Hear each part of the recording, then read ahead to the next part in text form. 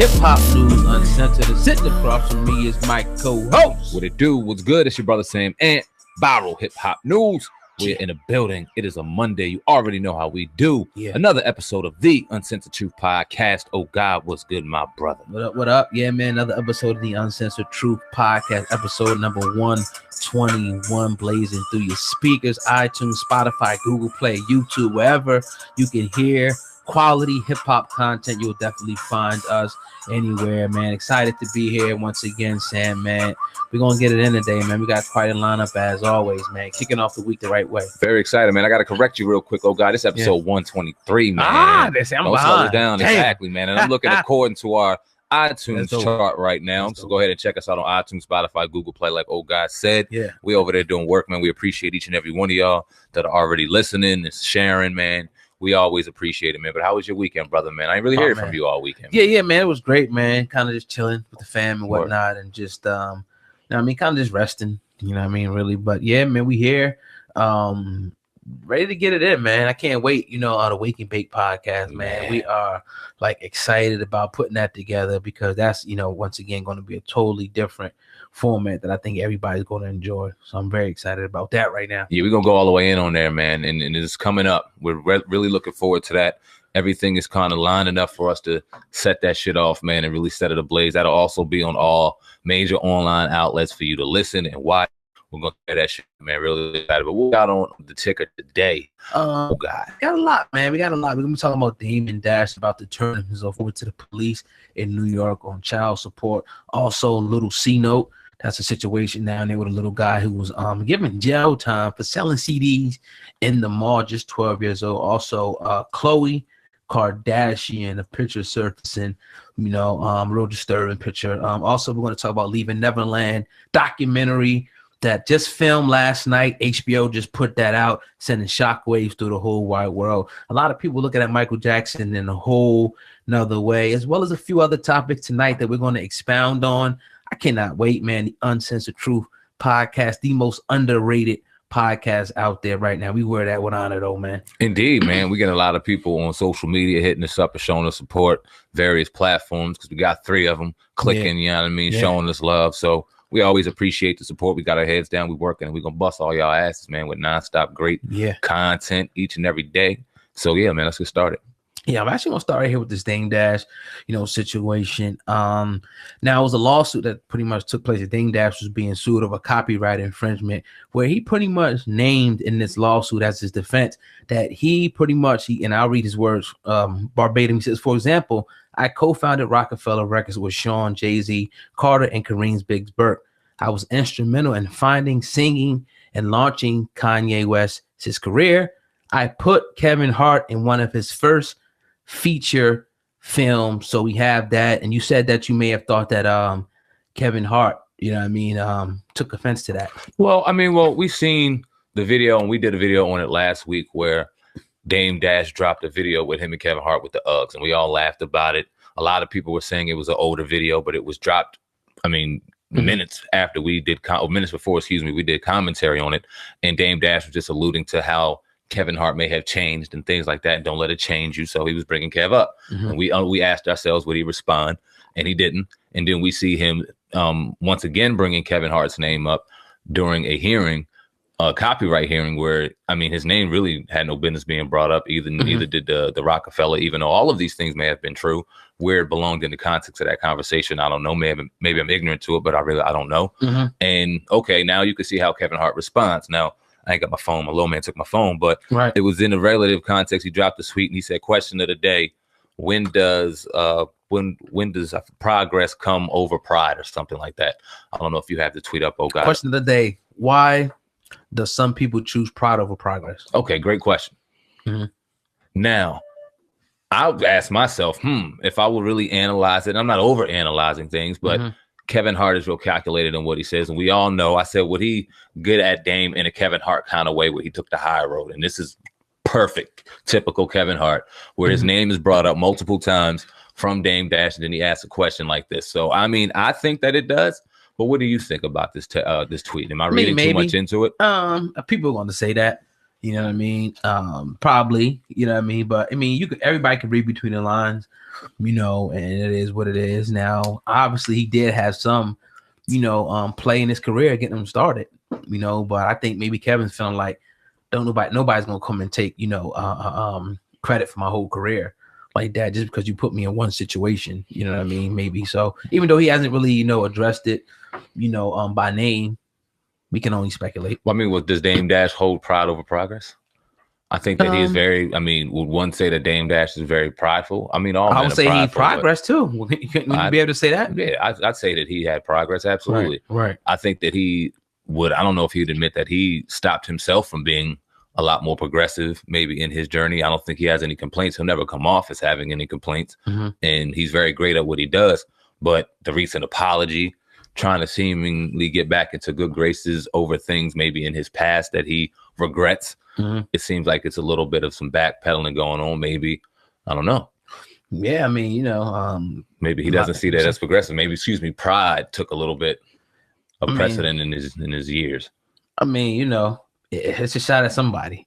We know that. You know what I mean? I don't want to say Dame. It could be, but you know, if you ask Dame, he'll tell you that he's you know, real progressive, you know, positive, doing a lot of great things, you know what I mean, as a boss, as we see, you know what I mean? So yeah, that is what it is, man. Okay. Yeah. Okay. Yeah. I mean, you know, definitely. But you know, we'll move on though, man. Speaking of Dame Dash though, man, the story came out with Dame Dash, you know what I mean? I'll just play the video here. It appears that an old child support warrant, you know, has came back to haunt Dame Dash from New York City. I'm just gonna let him speak and give his side of the story. Then we'll talk a little bit about this, Sam, man. For people that don't know, set up why you're gonna turn yourself in. Well, you know, for some reason when I was in LA, I got all these warrants saying I didn't pay child support. But the way I was things set up is that when the money would go in the company, the Rachel Roy company, Rachel would cut the checks. So, you know, we all moved to LA, and all of a sudden I got warrants, so I wasn't there to answer. But I didn't realize that no one had been paying the child support. So when I finally realized what happened, I'm like, yo, I don't have nothing to do with that. Yo, she cuts her own checks. And I had just given my son's mother $150,000 to buy a house. So I'm like, why am I having warrants? I just gave one $150,000. I just gave the other $50,000, and she's in control of her own checks. So I got warrants for this. So I've been out here, but I've missed funerals. I haven't been able to see my son, and I'm sick of this shit. And I just found out that I have proof that she got the money.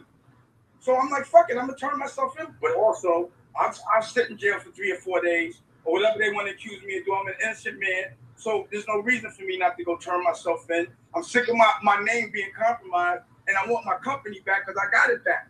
And I'm not going to be leveraged. So Rachel's telling me that unless I give her 51% of the company, she won't sign, and I'm not doing it. Listen, I love Rachel. She's a great mom. And I hate that I got to air my personal business out like that. And I don't want my daughter to be affected. But enough is enough. And there's some other stuff I could say, but I'm not. But I'm just saying I'm not gonna let them. The only thing that's been keeping me off that company is Rachel, because she's a great mom and my children are perfect, and that's the only thing. But enough is enough. Too many people are being hurt, and I'm not raising my son behind this. And I can't go to funerals. I missed my Aunt Linda's funeral behind this shit. Stacey Dash, mom. All right, so that's by way of TMZ. They broke that story, you know, yesterday. Now apparently this is a 3-year-old, you know, child support, you know, warrant. Dame, that's his side of the story, that he's pretty much been sending the money. It was supposed to be half paid, I guess, in his opinion.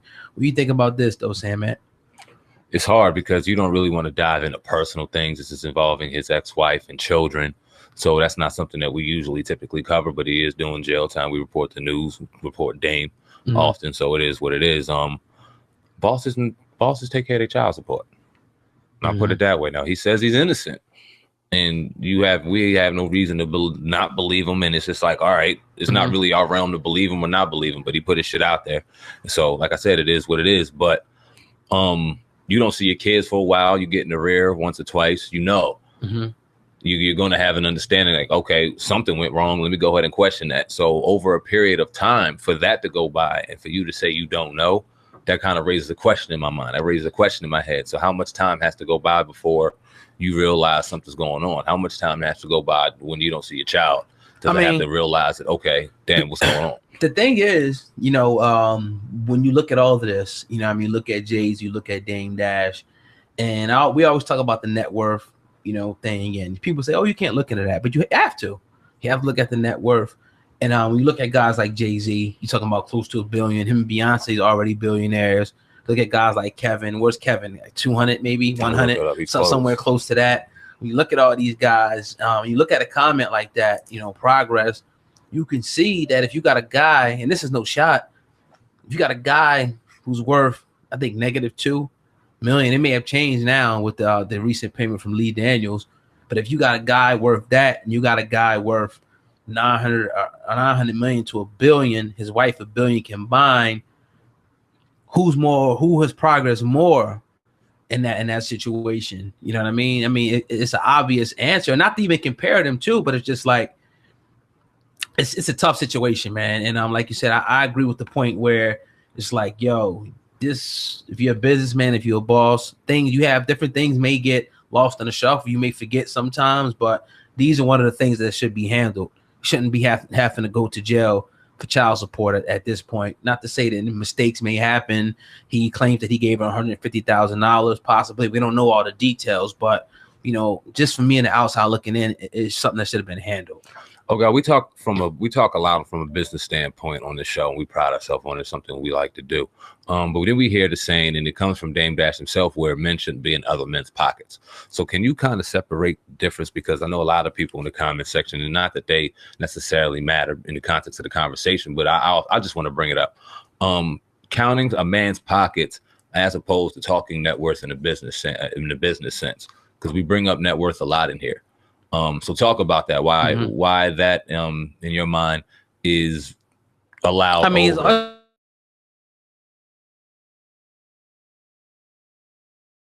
you know, we gonna say don't talk money. We don't know the amount. Yeah, we want to know. We got to know the money, because if somebody's worth $1 billion, I want to sit down and listen to them, and not somebody who necessarily worth, you know, a negative. You know what I mean? That's a problem there. It's a problem, you know, when you got, you know, child support warrants and things like that. These are not like, you know what I'm saying? These are things that have to be handled. Maybe it was a foresight. Maybe it's something that was overlooked, and, you know, situation where, you know, she got the money and she didn't report, whatever. I don't know. That's what he's saying. We heard this side of the story. We haven't heard the other side, you know, of the story. But nevertheless, there's a warrant, you know, for the arrest. Mm-hmm. So once that's rectified, then we can say more. But you know, I don't know, man. I don't want to go too far with it, right? But it's just like, you know what it is. Exactly. I mean? And I think when it comes to the context of even counting a man's pockets over net worth, like, you got to talk about that the business standpoint. When you, like you said, if you're trying to sell a business, I'm going to need to know. If you need just certain projection and numbers are just going to need to be publicly out there. But if I'm asking you or telling you I got more money in my pocket than you, nah, it ain't nobody's business. That's the context of the conversation. Network has nothing to do with that in the context of business. Right. And that's all I was kind of compare and contrast, because a lot of people bring that up, but it's a whole and different then not only even, you know, you got to salute a man who, okay, you know, how many people does this person employ? Somebody with $1 billion company. You're employing people. Hell yeah. It ain't just him by himself doing everything. So, you know, his stake in different things, title, these employing people. Right. You know, the Brooklyn, the Nets, things like this. So we ain't talking about just 10, 15, 20 people here or there. We're talking about thousands of people. So these people are very important. Like Mike Rubin employs thousands of people. These people are important for the economy. That's the American way to build big corporations, to employ people. You know what I mean? So yeah, that all that's real important, man. So, but you know, at the end of the day, I get it, man. We love Dame Dash, you know, over here, but news is news, and the story is a story, and that's what it is. And we're gonna always agree to disagree. We just because we like somebody doesn't mean we're gonna disagree with them. And on this podcast, we're gonna just talk about certain things. We'll never be turncoats. We'll always be objective, to certain situations. And we always invite anybody we talk about on this podcast to talk about anything they want to. Right here with us personally, we've invited him numerous times. He hasn't been here, so it is what it is, man. Right. So yeah, man. At this point, you know, once again, Dame Dash is due to turn himself in to New York City for outstanding child support warrant. Word. You know, definitely. Not word, but indeed. Yeah, definitely. But yeah, man, you tune into the Uncensored Truth podcast with your brother, Oh God, and Sam, man. Going in today on this Monday, everybody that's listening on YouTube, I need you to do me a favor, hit the like button and make sure that you share this video if you enjoy the content. Now, this is Leaving Neverland. We talked about this a few times, you know, on the podcast, maybe even more than a few times, but it aired Sunday night, you know what I'm saying, on HBO. And once again, this is a film that examines the disturbing claims made by James Safechuck and Wade Robeson that Michael Jackson, the icon, the legend, pretty much sexually abused them over a period of several years when they were just children. Now, we have to just keep in mind that in 2003, these are the same individuals, you know, when Michael Jackson was acquitted. You know, he was charged, but then acquitted of this. They found, you know, no sufficient evidence to bring him up on the charges. So just to put that out there. But HBO went ahead. They aired this, you know, and even amidst threats from Jackson lawsuits, they still did it. Last time we reported that they were trying to sue him to stop this. I see a lot of people saying a lot of things, Sam, man. So what are your thoughts on, you know, this gruesome documentary coming out about one of our childhood legends, Michael Jackson? Man, well, first off, we easily know how to separate the music from personal. Now, if we believed, and that belief was off of evidence, that Michael Jackson molested children, little boys in particular, he would sit in a place of just disdain. He would sit in a place where he needs to be under the jail. It doesn't matter what he did for music. That man destroyed children's lives, and he needs to have just justification done to him, which is, we all know, I mean, take care of business. That being said, you look at a man that's been under FBI investigation for 10 years. You look at a man that to be accused of what he was accused of, we've seen men, both black and white, held to their standard, put on trial and put under the jail, Sandusky and other people like that. For him to molest children, and for the FBI to be under investigation and nothing to happen to him, for him to be in the trial, that's just logically speaking, whether I was a Michael Jackson fan or not, something raises eyebrows to me when it comes to that. Something raises my attention. So it's still very fishy to me. We see Oprah Winfrey about to do an interview for that. Well, she's getting a lot of flack for that. And I have something up from what she said. And I'll read that. She said, what'd she say? "I'm going to get it," Winfrey said. The talk show host also argued, however, that the issue of sexual abuse is too important to remain silent, despite how much it may anger Jackson fans. "This movie transcends Michael Jackson," she told the crowd, which consisted of more than 100 abuse survivors. "It allows us to see social corruption." According to Variety, Winfrey made it clear during the taping that she believes Jackson accuses Wade Robson and James Safechuck, who joined her on stage. The director of HBO's Leaving Neverland documentary, Dan Reed, who was also president of the program, it aired yesterday, the 4th. "Beware of people who just want to be around your children," Winfrey said during the taping. Leaving Neverland has been met with pushback from Jackson's family and the singer's estate. But during his life, while he was alive 10 years ago, him and Winfrey were hand in hand, always together. Every one of these fucking accusations were out there. Nothing we hear is new, other than they just put some real disgusting dressing around it. But what does she mean when it says transcends Michael Jackson? To me, that's a load of bullshit. What do you mean? Talk about it. So you say, okay, so all right, you got the victims, and we're sympathetic to the victims, the 100 victims that was there, but destroy a man's legacy to save to try to save face for these victims or whatnot. I don't get it. You can't just lie on one man if he didn't do it. 2 victims that have been known to lie. Right. Come on, man. That's crazy. And it's like, you know, it went through the judicial process, which we all, you know, this is, you know, they had the flag up in court. They swear the oath to everything. So it went through the process. They found out that the man was innocent. He didn't do it.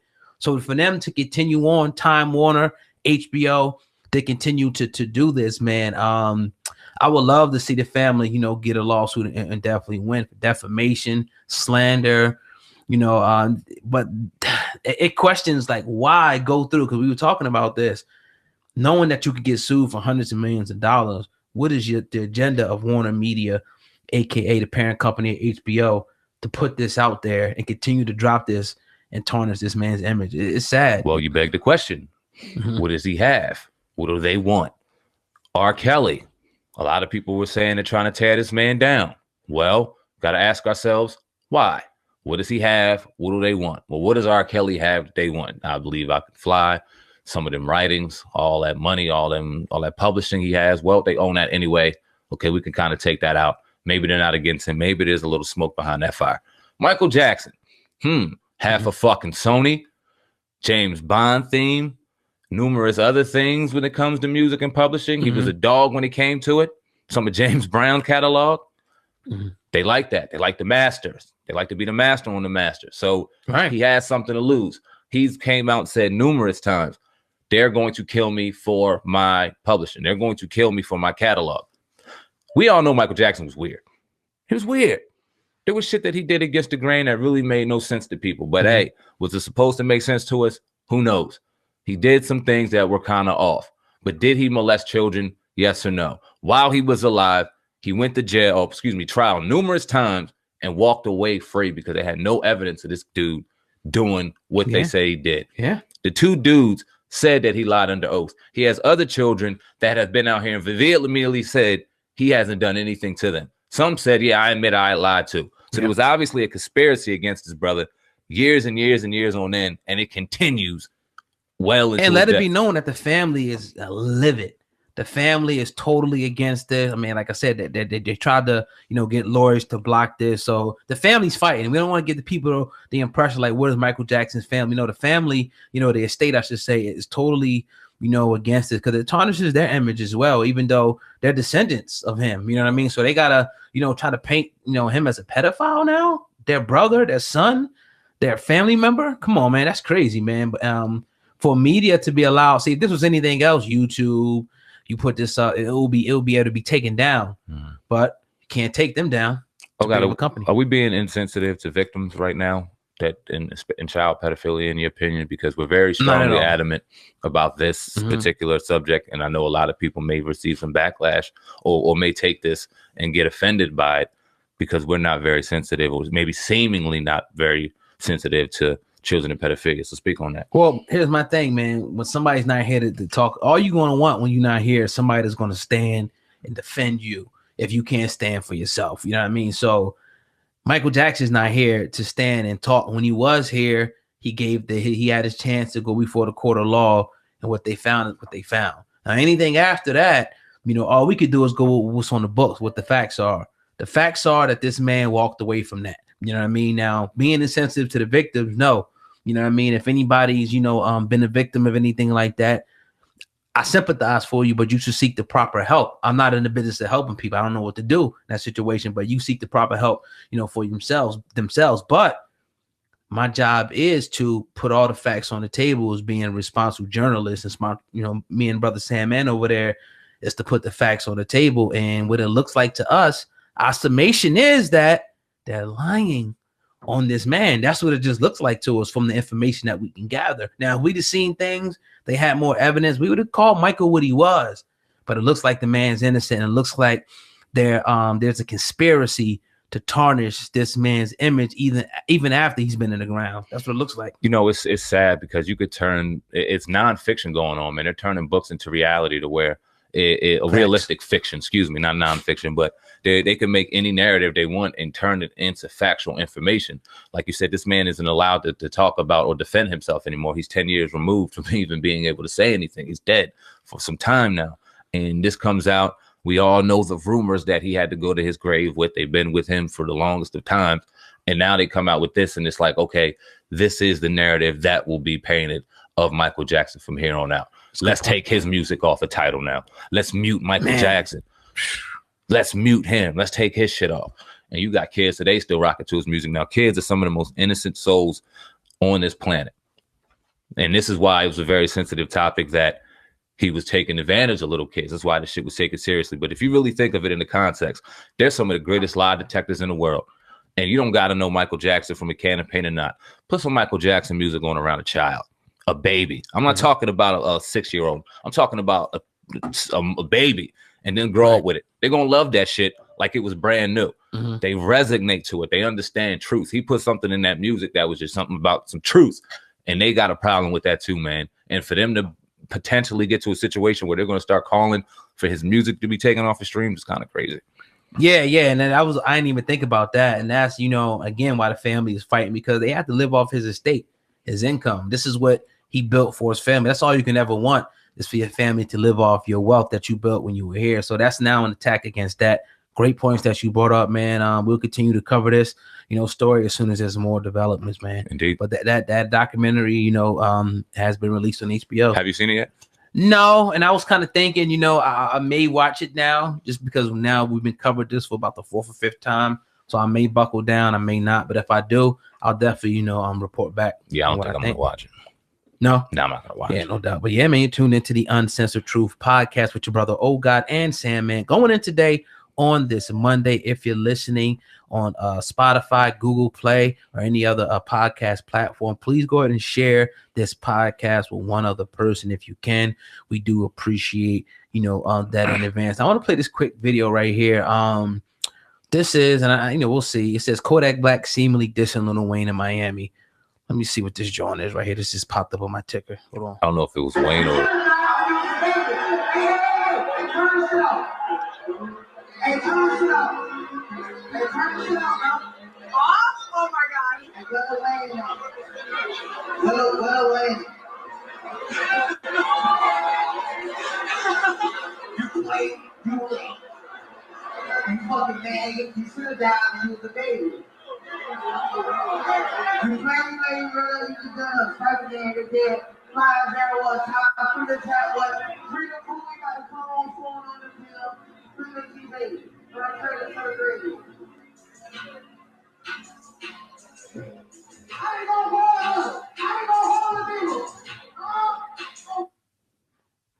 I couldn't really hear what the dude was saying, to be honest with you, on that one. I know he said it's something about he wished he would have died when he was younger, some wild shit. Yeah, when he was a baby, right? Yeah, I heard that. So they say seemingly, but we'll keep you updated on that. That just popped up here. If there's more, we know that if it's more, it'll be more. Exactly. He said something. I think his daughter Regina Carter said something in regards to that response. He said, she said, you knew little rappers need to start giving props and respect to the GOAT. My father don't bother nobody. He won't even react to what was said. This man be in his own world, so leave him the fuck alone. You pick the night he don't go to live to say that. You bold, laugh out loud. I hate these wildin' niggas, no respect at all. Don't tell me to stay out of it, because that's my father, and you motherfuckers don't give him his credit, and it's a shame.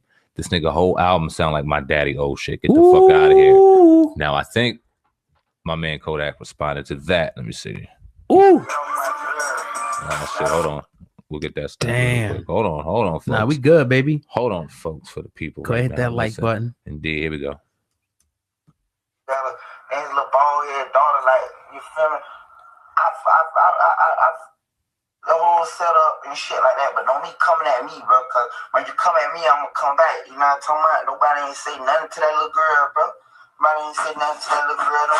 First of all, nobody ain't say nothing to your dad. Nobody ain't say nothing about your daddy, so don't be coming at me like that. I ain't no shorty, I ain't no PB, I ain't no peon. Don't be size me on the ground, don't be size me nowhere, bro. All right, my thoughts on this. I'm just gonna say this, Sam, man. I gotta be real with you. Yeah, do it. The dude sounds like Lil Wayne.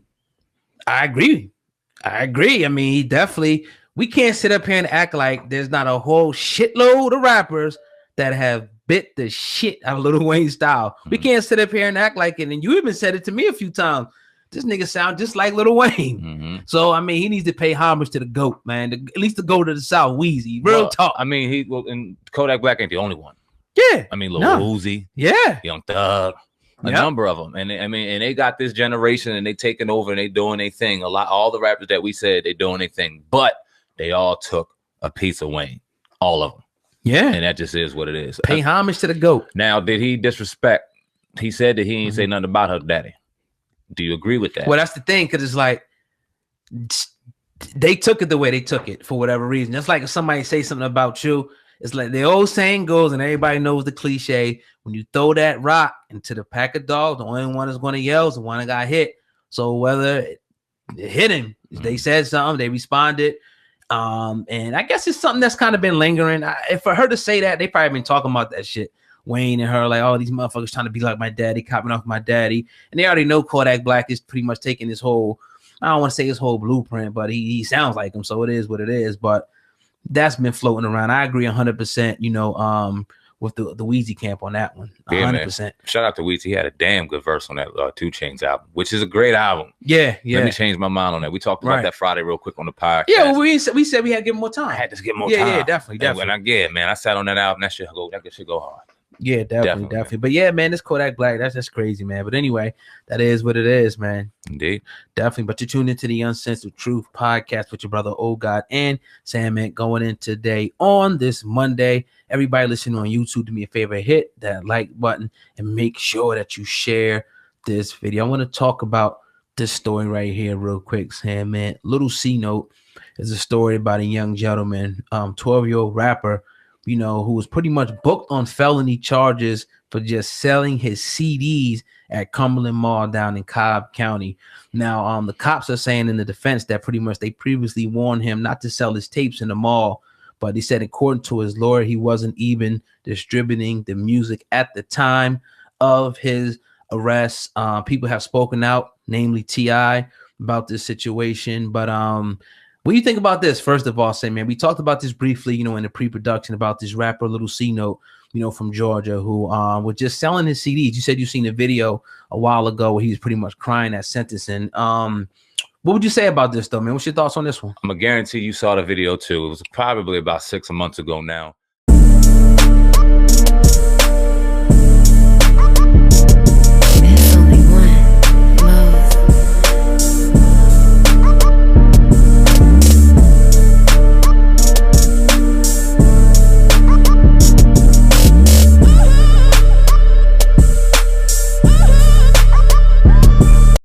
Early. So learn, kiddo, man. Definitely, feel bad for you, bro. Definitely. But yeah, me and tuned into the Uncensored Truth podcast with brother Oh God and Sam Ant. We're going in today, man. Monday, kicking off the week, man. I got one more story here, Sam Ant, on my side that I want to talk about. I don't want to let this one slip, but I seen this one yesterday, and pretty much Khloe Kardashian, you know what I mean, was pretty much an old picture surface of her with 3 or 4 black women, one Megan Good, you know, pretty much, and they're like I don't know what you exactly call them, but pretty much like the thing around their necks and chains, you know, on them. It surfaced, and a lot of people went up in all I gotta do is read the comments. Were totally pissed about that. What were your initial thoughts when you seen that, Sam, man? Honestly, what do you think about this picture?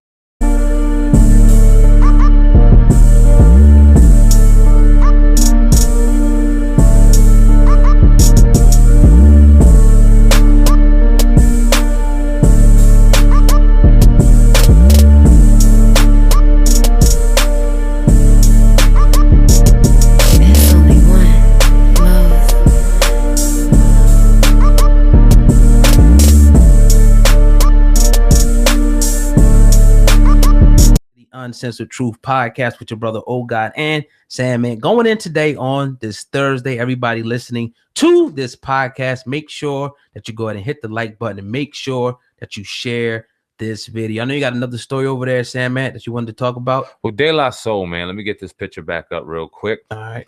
But we all know what they were going through. They had their 30th anniversary this past weekend. They were supposed to drop a series of content throughout streaming services, and Tommy Boy Records put a halt to that. We found out why, because De La Soul was getting a terrible amount on their streaming service. Let me pick this back up because I had it up and I got it off. But we've seen a lot of rappers very upset about the situation. Let me read a little bit about this.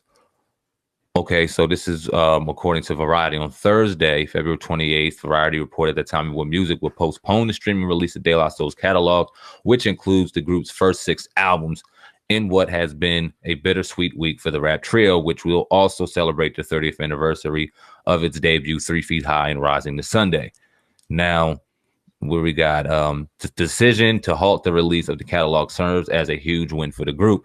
It's a victory posed for De La Soul, tells Billboard. It's great that people who support it and understood what we mean to the culture, whether it's someone who's so dear and close to us like Q-Tip, or someone who could admire the moves we made creatively, but we ain't necessarily been in the room with each other, nothing but maybe 3 times together like a Jay-Z you can have people just like the culturally I support and understand where they're coming from. Now, after the group members vocalized their displeasure with what they deemed unbalanced, unjust terms regarding Tommy Boy's proposal deal earlier this week, Jay-Z declared his allegiance to the trio and barring the catalog from release on Tidal streaming services. Now, I guess they were boycotting pretty much being released because of the unfair streaming payouts. Now, we all know when we talk about this often, music and culture vultures and things like that. And that's why I pissed us off with Dame apologizing, because culture vultures was so important. Yeah, definitely. But them brothers receiving 10% of their whole catalog, where Tommy Boy would have received 90. So what's your thought in that? Just vaguely hearing about I think it's good. I mean, you know, because it's like now we look at the streaming companies. I mean, you know, I think I seen an article the other day that said like the streaming companies make up like 76%, you know what I mean, of the music. So it's like they got the power now. So that's we was talking about Michael Jackson.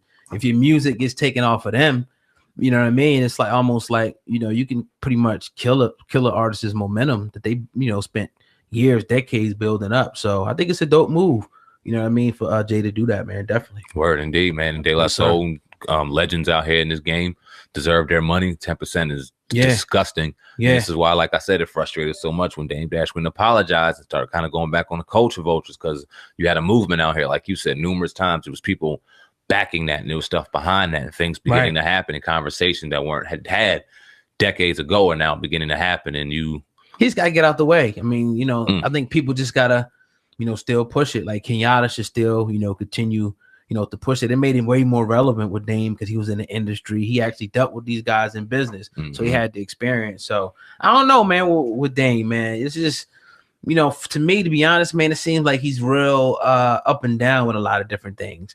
You know what I mean? Like he's not like straight.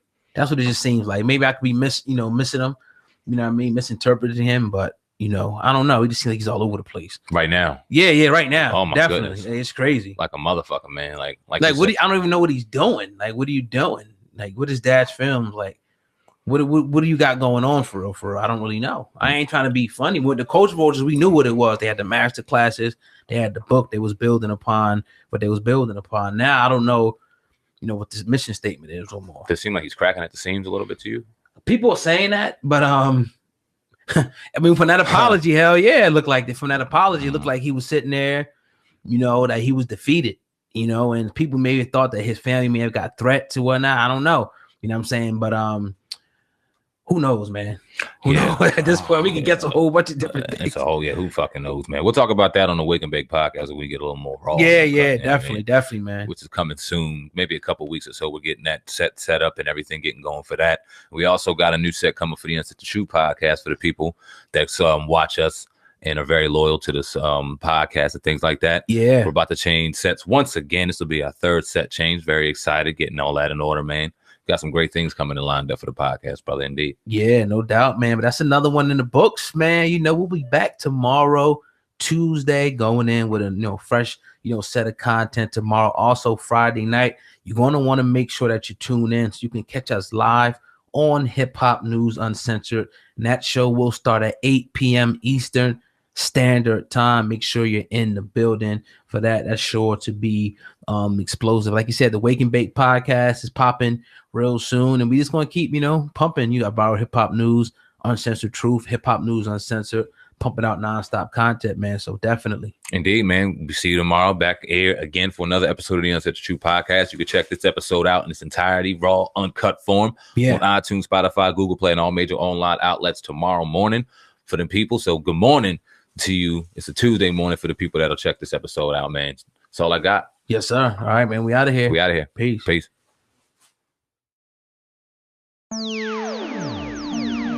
It's only